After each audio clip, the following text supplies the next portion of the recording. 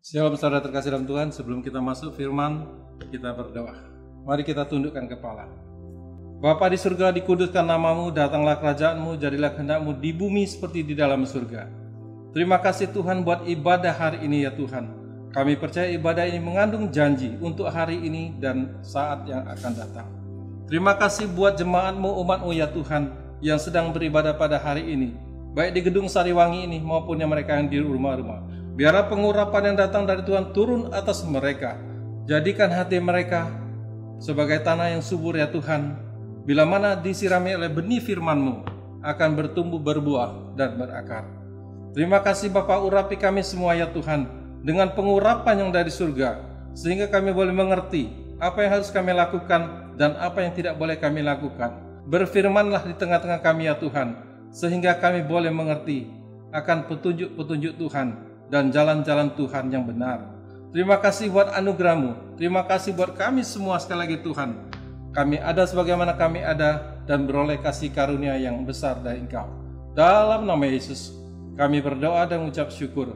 Haleluya. Amin. Shalom saudara terkasih dalam Tuhan, apa kabar sekali lagi? Puji Tuhan, semua baik adanya. Ibadah ini mengandung suatu janji untuk hari ini dan hari yang akan datang tentang kekekalan. Kita buka di Alkitab kita dan kita baca di 1 Timotius 4 ayat 8. Demikian firman Tuhan.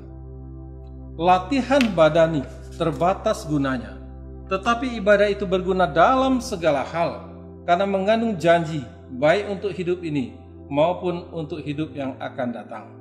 Jadi ibadah ini sangat penting bagi orang Kristen. Bagi kita semua, ibadah ini sangat penting karena mengandung suatu janji yang luar biasa yang datang dari Tuhan. Orang yang beribadah kepada Tuhan akan tampak terang, dan terang itu terus bercahaya sampai di surga nanti. Sedang yang tidak beribadah kepada Tuhan, tapi beribadah kepada ilah lain, jelas hidup dalam kegelapan dan sampai kegelapan nanti, karena tidak berbuah kebenaran dan tidak berbuah sama sekali. Ayat emas bulan ini yang disampaikan oleh Gembala Pembina di MDPJ bulan November dan sudah disampaikan hambanya minggu kemarin, kita ulang lagi. Untuk itu kita buka Alkitab kita di Yesaya 32 ayat 15 dan 17. Demikian firman Tuhan. Ayat 15. Sampai dicurahkan kepada kita roh dari atas, maka padang gurun akan menjadi kebun buah-buahan, dan kebun buah-buahan itu akan dianggap hutan. Jadi di padang gurun selalu berlaku keadilan, dan di kebun buah-buahan akan tetap ada kebenaran. Ayat 17, di mana ada kebenaran, di situ akan tumbuh damai sejahtera, dan akibat kebenaran ialah ketenangan dan ketentraman untuk selama-lamanya.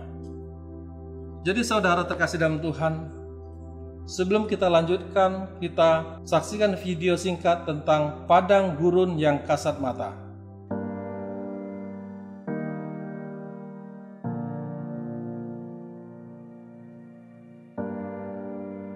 也有的人说，你比如说在这里头种树了，真的在这里头能活过，能活得下来，待下来也还算，比如说种这么多，说也算奇迹。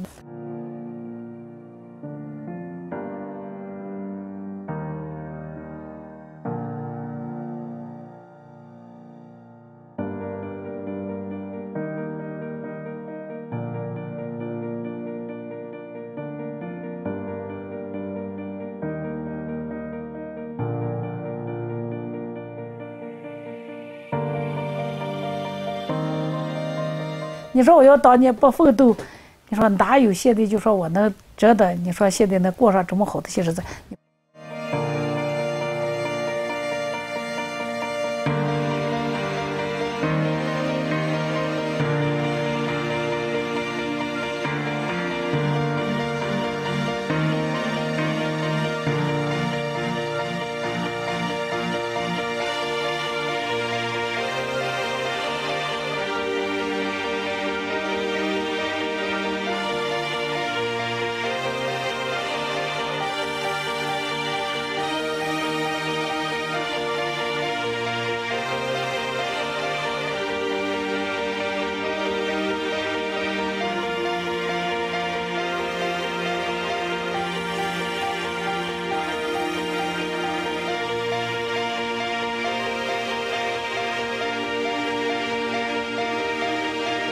们那时候最大风沙是那样，就人别说睁眼睛了，就是你搁一边站着，都推着你能往前走。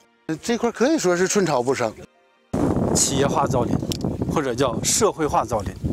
这3年，我们交给公司招投标，这3年老百姓不用管，造完林管3年，成活以后，他交给老百姓，这就解决了造管并重的问题。 Saya jabarkan apa yang terjadi di padang gurun pasir. Ini bercerita tentang gurun pasir di Gobi. Curah hujan sangat sedikit dan tanah sangat kering. Suhu siang dan malam sangat ekstrim sehingga manusia sangat sulit untuk tinggal di padang gurun itu. Waktu itu satu pohon pun sulit ditanam dan tidak tumbuh. Tapi saat sekarang oleh kecanggihan teknologi dan perjuangan mereka, semua berubah. Padang gurun telah menjadi kebun buah-buahan dan ada kehidupan di sana, dan masyarakat gurun Gobi hidup dalam kebahagiaan. Persis firman Tuhan yang baru kita baca tentang padang gurun yang menjadi pohon buah-buahan dan yang dianggap hutan. Yang jadi pertanyaan bagi kita semua, kita Kristen padang gurun atau Kristen kebun buah-buahan? Kristen padang gurun yang berlaku adalah keadilan. Kita buka di Keluaran 21 ayat 24 dan 25. Yang berarti mata ganti mata, gigi ganti gigi, tangan ganti tangan, kaki ganti kaki, lecur ganti lecur, luka ganti luka, bengkak ganti bengkak. Artinya, kejahatan dibalas dengan kejahatan. Beda dengan Kristen kebun buah-buahan yang adalah kebenaran. Di dalamnya ada damai sejahtera, ada ketentraman, ada ketenangan selama-lamanya. Kejahatan tetap dibalas dengan kebaikan. Ciri khas Kristen buah-buahan.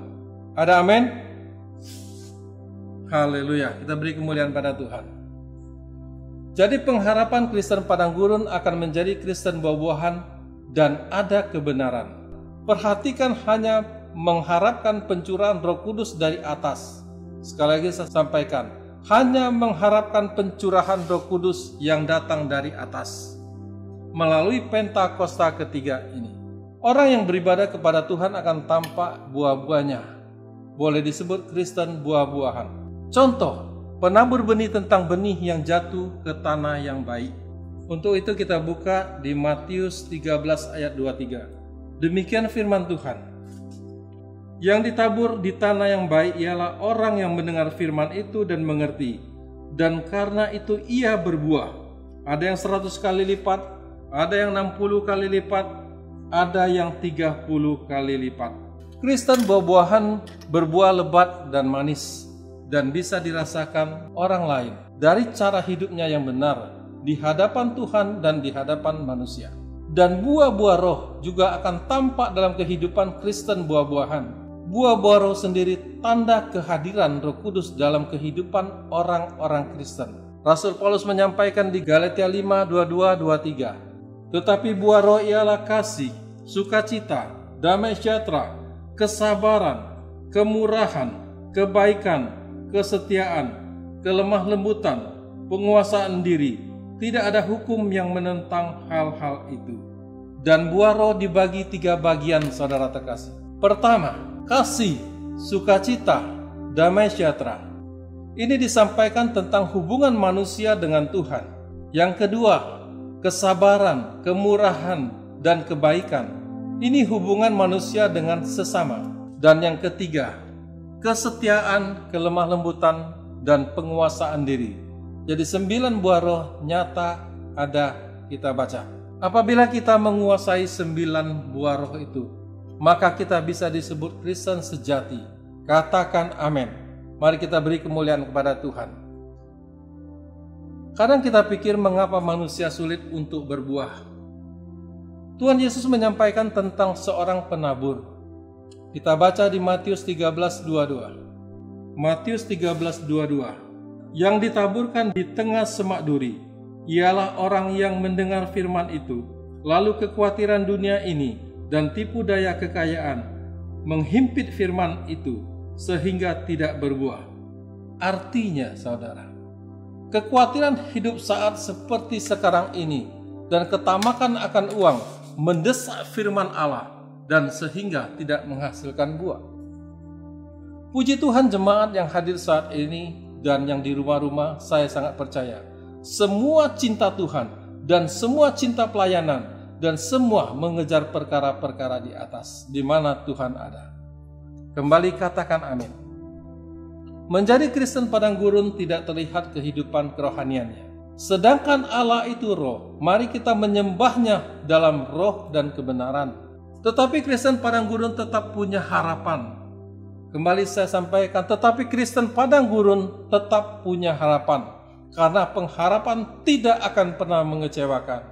Satu-satunya adalah minta pencurahan Roh Kudus yang datang dari atas, minta belas kasihan dari Tuhan dan kemurahan Tuhan. Seperti jemaat mula-mula di Kisah Para Rasul, mereka bertekun bersehati bersama-sama dalam unity, berdoa siang dan malam. Inilah prinsip restorasi Pondok Daud yang terus dikumandangkan oleh gembala pembina kita, Pak Niko, bahkan sebagai DNA kita. Kita pun harus mengikuti dan menyampaikannya. Pemulihan ini sedang terjadi dan terus terjadi, sampai setiap lutut bertelut dan semua lidah mengaku, Yesus Kristus adalah Tuhan. Sampai Tuhan datang kedua kali, kita pantas dan layak bersyukur, punya gembala pembina yang mencintai bangsa dan bangsa-bangsa. Karena kita sendiri tahu, kegerakan Pentakosta ketiga yang terus dikumandangkan, digongkan dari timur ke barat. Kita semua tahu timur adalah Indonesia, barat adalah Amerika dan Kanada, dan menyebar ke semua benua yang ada dan kembali ke Yerusalem. Barulah kesudahan semuanya berakhir.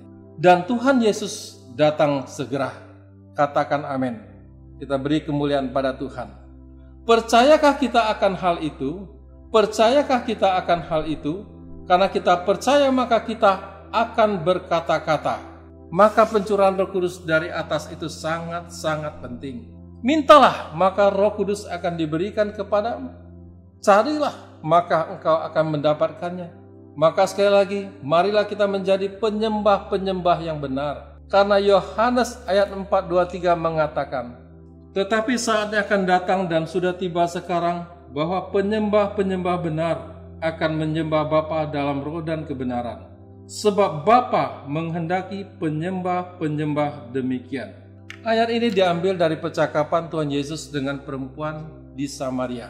Waktu itu Tuhan Yesus sangat letih, tiba di Samaria dan beristirahat dekat sebuah sumur yang diberi nama Sumur Yakub. Dan singkat cerita, perempuan Samaria ini menjelaskan tentang nenek moyangnya menyembah di atas gunung-gunung.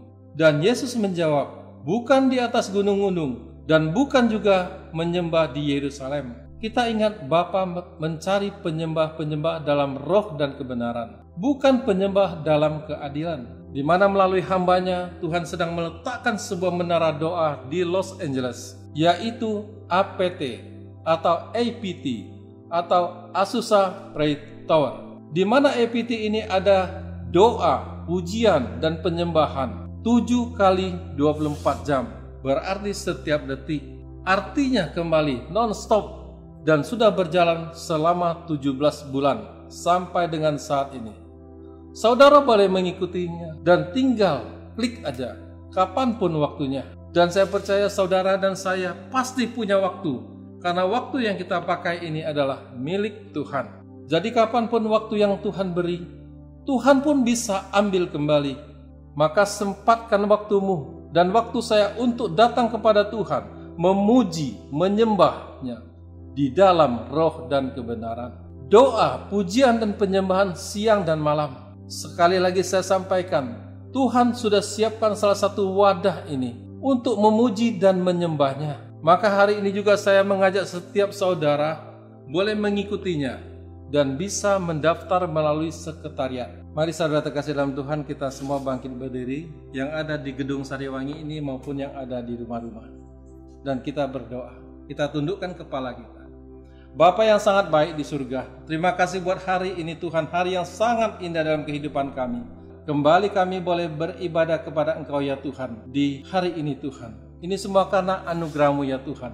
Engkau pimpin kami dengan firman-Mu, dan kami percaya kami menjadi pelaku-pelaku firman, bukan pendengar saja. Bimbing kami ya Tuhan, sebagai umat-umat-Mu ya Tuhan, sebagai anak-anak-Mu. Jadikan kami semua ya Tuhan, hamba-hamba-Mu, penyembah-penyembah di dalam roh dan kebenaran. Sehingga bila mana Engkau datang kedua kali ya Tuhan, kami kedapatan tiada cacat dan celah. Itulah yang kami rindukan.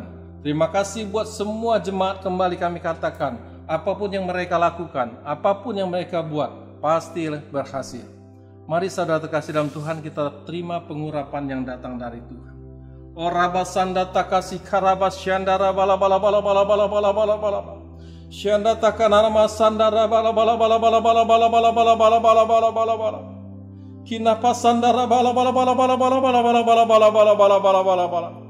Segala pujian, syukur, hormat kembali kami panjatkan kepada Engkau ya Tuhan. Bapa, di dalam nama Tuhan Yesus, hamba-Mu melepaskan berkat damai sejahtera Allah yang melampaui batas pikiran alam manusia Tuhan. Diberkati mereka dikala mereka masuk, diberkati apa yang mereka lakukan sebagai penyembah-penyembah yang benar. Engkau terima berkat di dalam nama Tuhan Yesus. Sebagai penyembah-penyembah Allah yang hidup, Engkau tetap hidup di dalam kasih dan anugerah Tuhan. Apapun yang Kau lakukan, apapun yang Kau buat, Tuhan buat Engkau berhasil di dalam nama Tuhan Yesus.